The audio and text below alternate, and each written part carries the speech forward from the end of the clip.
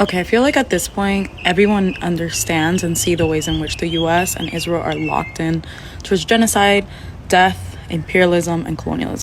But I don't feel like we talk enough about the way in which Israel has been facilitating that across the Western Hemisphere. Like for decades and decades, Israel has supported right-wing military dictatorships and coups all over Latin America and the Caribbean. Israel's support for the right wing in Brazil did not start with Bolsonaro's election a couple years ago. In 1964, Israel provides Brazil's military dictatorship with weapons, trainings, and they even collaborate on the development of nuclear energy facilities. In 1976, Israel sells hundreds of aircrafts, tanks, missiles, and riot control vehicles to the dictatorship in Chile under Augusto Pinochet. Here we have a declassified CIA document outlining, as they call, a utilitarian relationship with Israel for Chile.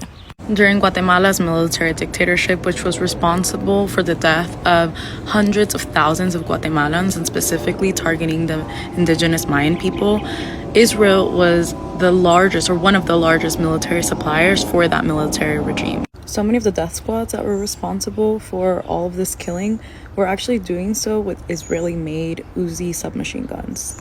History's longest-standing blockade against, of course, the island of Cuba is sustained year after year in the United Nations by two countries, Israel and the United States. And if you know anything about the blockade on Cuba, you know that it is genocidal. It blocks food, it blocks supplies, medical necessities, and the list goes on.